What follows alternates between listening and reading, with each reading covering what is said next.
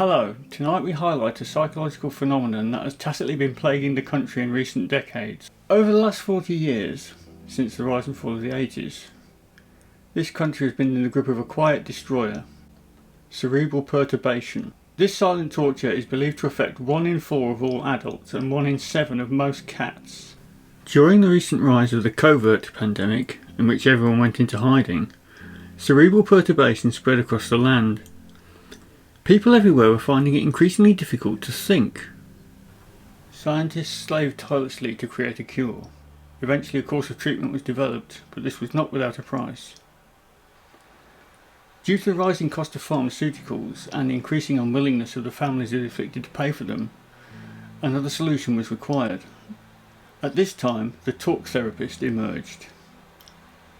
With them came the inevitable talk therapies. LTT, Let's Talk Therapy. WST, We Should Talk Therapy. YCT, You Can Talk Therapy. And ultimately, TTT, Talk Therapy. It was later found, however, that repeated exposure to an 80s boy band actually increased sufferers' sense of helplessness and despair. But even talk therapy was not free. With an increasing demand for cheapness, group therapy became king. Being paid by the head and by the hour, this was cause for great celebration amongst the therapeutic community. Pop psychology gave way to pop-up psychology. Groups began emerging in community centres, town halls and even libraries in most major cities and towns. However, some serious side effects of such gatherings began to emerge.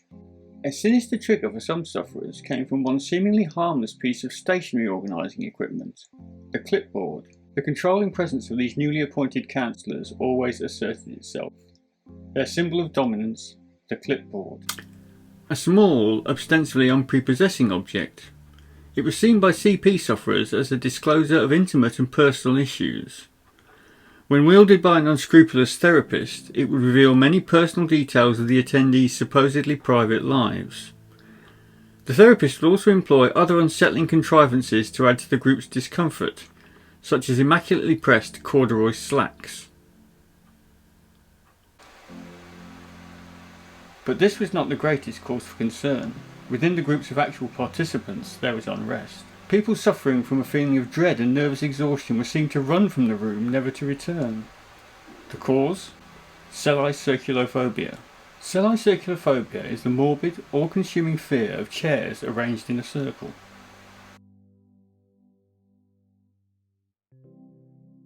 The circular chair arrangement, based on the Arthurian legend of the Round Table, was intended to demonstrate the supposedly egalitarian nature of the meetings. However, this pretense was belied by the ever-tyrannical presence of the counsellor.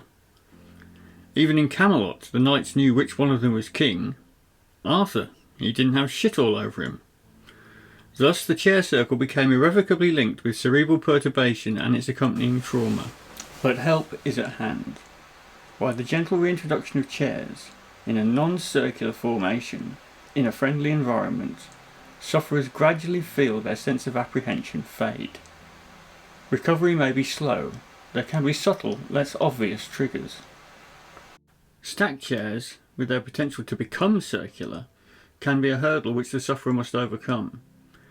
Progressing to chairs separated by a table, whilst also in a distinctly non-circular pattern, may then be the next vital step to recovery. With help, the victims of this insidious and persistent phobia may go on to lead normal lives. Lives in which they may freely enter community centres, schools and even coffee mornings at the local church, although the latter is not recommended. It has been known to result in an outbreak of secondary, undesirable behaviour.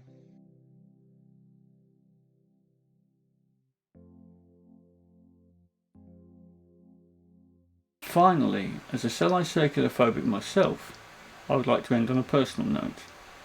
I have found great comfort in this one simple truth. You are an individual, you are a one, and as such singularly important. Break the circle, friends, and embark on a linear path to fulfilment. Heed not the clipboard and those who wield it. They would seek to destroy you with their soulless statistics. In the words of David Bowie, come on, you've really got a good thing going. Come on, if you think you're going to make it, you better hang on to yourself.